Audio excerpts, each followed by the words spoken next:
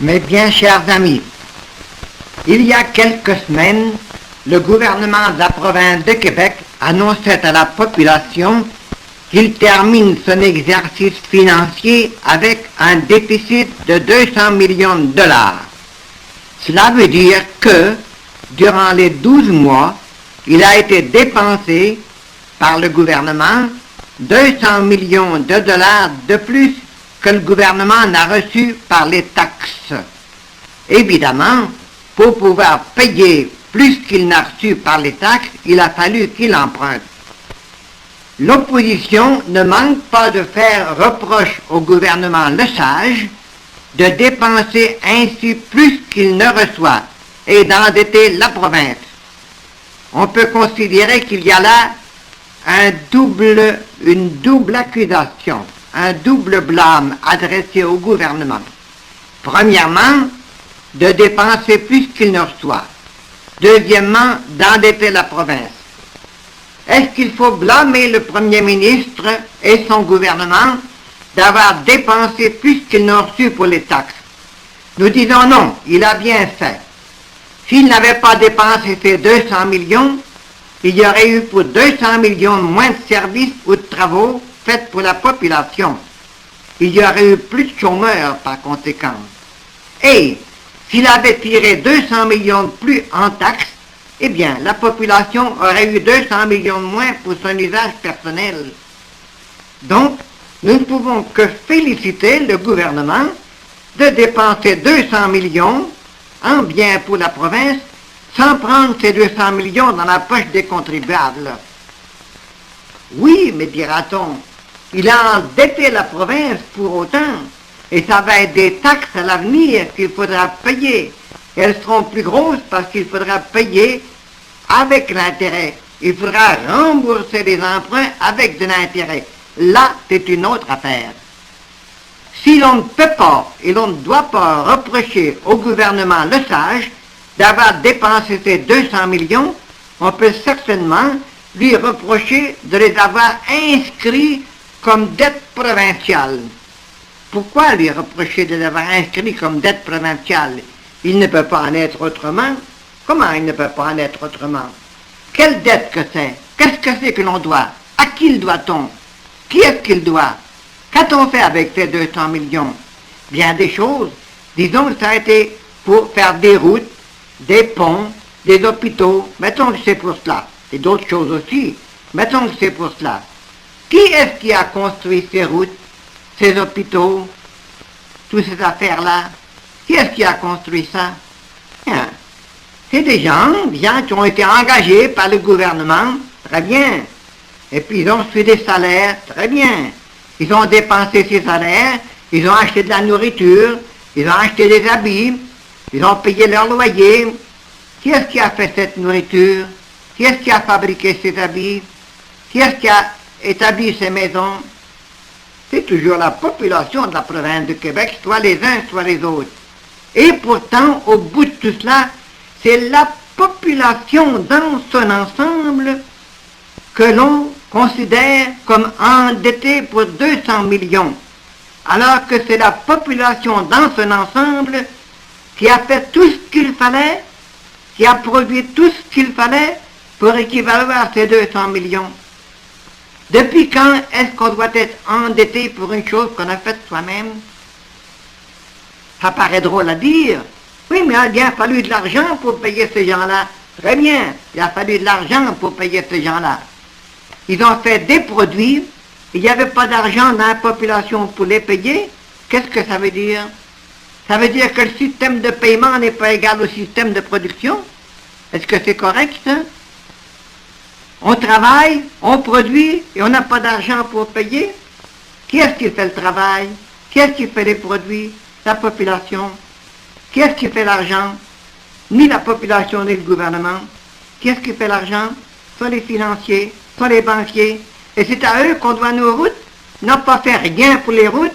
C'est qui ont fait les routes, qui ont tout fabriqué, qui ont tout construit ça. C'est eux autres qui doivent à ceux qui n'ont rien fait. Attends, on ne peut pas trouver ça absurde. C'est absurde au suprême degré. Et ce qui est absurde encore, c'est de faire rembourser non seulement le prix de ces choses-là, mais de l'intérêt par-dessus le marché. Les 200 millions ont été émis sous forme de crédit, sous forme d'argent inscrit dans les livres des banquiers, ou d'autres manières, même si c'est de l'argent qui a été prêté par les uns ou par les autres. Qu'est-ce que c'est que l'argent? Ce sont des chiffres qui servent à payer, qui servent à acheter. Mais oui, des chiffres, que ça soit sur des morceaux de papier, que ça soit sur des rondelles de métal, que ça soit dans les livres de banque, ce sont des chiffres. Il a fallu faire des chiffres, trouver des chiffres, 200 millions, pour permettre à la population de produire. C'est la permission à donner à la population, accorder à la population, pour pouvoir faire 200 millions de travaux. Est-ce que ce n'est pas assez drôle que le gouvernement et que la population doivent demander la permission de produire des choses qui sont bonnes pour la province, et qu'elles doivent payer cette permission, et qu'elles doivent payer avec usure, payer de l'intérêt sur cette permission, remettre tout ça aux banquiers? Ça ne vaut pas grand-chose, ce système-là. C'est une absurdité.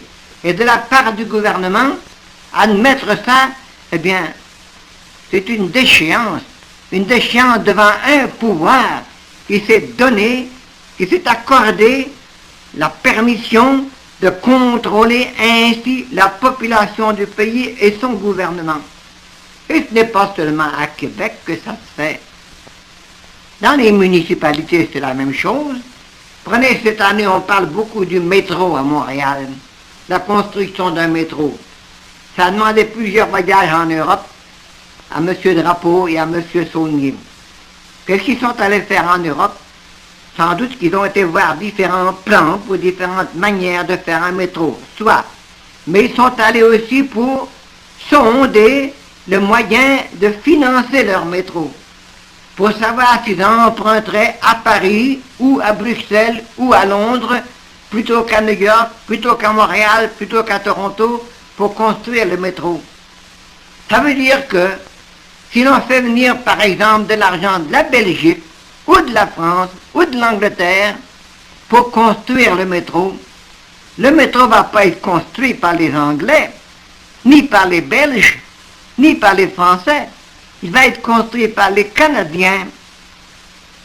Il va être construit par de la main-d'œuvre canadienne, par des ingénieurs canadiens, je suppose. Je ne pense pas qu'on en fasse beaucoup venir de l'étranger pour cela. Et ceux qui vont être payés pour cette construction-là vont se nourrir avec des aliments qui sont dans nos magasins, qui viennent de la production canadienne ou d'une production étrangère en échange de surplus canadiens. Par conséquent, avec de la richesse qui appartient aux Canadiens, on va bâtir un métro à Montréal et après, on va devoir payer ce métro-là à qui? À des Anglais? À des Belges? À des Français? Qu'est-ce qu'il y a de logique là-dedans? Qu'est-ce qu'il y a de compréhensible là-dedans? Mais c'est le système financier. On sait bien que c'est le système financier. Il y a quelque chose qui ne va pas là-dedans et qu'il faut redresser. Au lieu de se mettre comme ça les esclaves d'un système financier, mettre le système financier au service des réalités. Il y a longtemps que les créditistes parlent de cela. Ils ont même suggéré, ils ont même demandé au gouvernement fédéral, puisqu'on a une banque du Canada, supposez une banque pour les Canadiens, une banque qui par sa charte doit faire que l'argent, le crédit, soit au service de l'industrie du pays, de la production du pays, pour que la production marche effectivement et que les produits soient distribués effectivement. Eh bien, on demande au gouvernement fédéral, puisqu'on a une banque du Canada, pourquoi nous obliger à nous endetter auprès de financiers qui profitent de ce que la population fait et qui endettent la population pour ce qu'elle fait elle-même? Pourquoi ne pas demander à la Banque du Canada d'émettre sans intérêt tous les argents, tous les crédits financiers qui sont nécessaires pour pouvoir procéder à l'exécution de choses qui sont parfaitement exécutables et qui sont demandées par la population, pour ne parler que de finances publiques et que de production publique. Mais le gouvernement fédéral n'agit pas. Il y a longtemps qu'on lui demande cela. Alors nous disons, puisque le gouvernement fédéral n'agit pas, pourquoi est-ce que les gouvernements provinciaux ne le font-ils pas? C'est une question d'argent. La question d'argent, ça dépend du fédéral. Il y a en effet une constitution ou une loi, on prend pour une constitution, qui a été faite en 1867 et qui partage les juridictions entre le fédéral et le provincial. Et on dit le fédéral a juridiction sur les banques, sur la monnaie du pays. Très bien.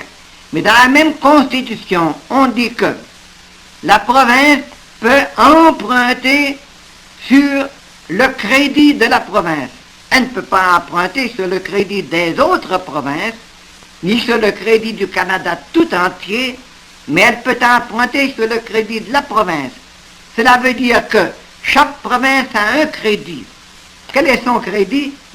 C'est sa capacité de production, sa capacité de produire.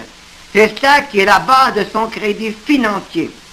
Donc, la province de Québec, pour parler d'elle, a un crédit à sa disposition, la capacité de produire de sa population, les ressources naturelles de son pays, la main-d'œuvre de son pays, la compétence de ses gens, la bonne volonté des travailleurs, le génie de ses ingénieurs, ensuite les décisions de ses gouvernements ou de ses municipalités pour faire des choses. La province de Québec a un crédit, elle a le droit d'emprunter des financiers pour son crédit, donc elle aurait le droit de se servir de son crédit sans passer par les financiers. Si le crédit lui appartient, puisqu'elle peut emprunter sur son crédit, si son crédit lui appartient, pourquoi ne s'en sert-elle pas directement pour financer ses entreprises? Et bien comment ça? Qu'est-ce que c'est que le crédit financier?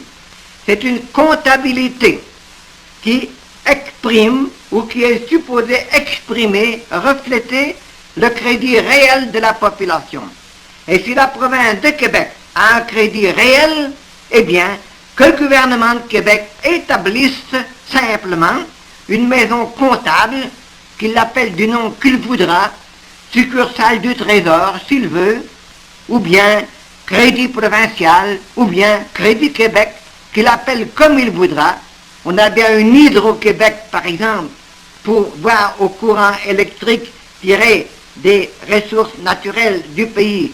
Pourquoi n'avoir pas un Crédit Québec qui sera des comptables, et non pas des ingénieurs électriciens dans ce cas-là, des comptables pour écrire dans des livres la représentation en chiffres de la capacité de production du pays et mettre au débit, chaque fois que l'on fait une entreprise, mettre au débit les crédits qu'on laisse aller pour l'entreprise et puis obliger avec les années, à mesure que suivent les choses, à rentrer ce crédit-là, parce que le crédit financier doit venir avec la production et disparaître avec la consommation. On comprend tout de suite que si cela se faisait, il n'y aurait pas de dette provinciale de 200 millions de plus cette année. Il n'y aurait jamais de dette provinciale.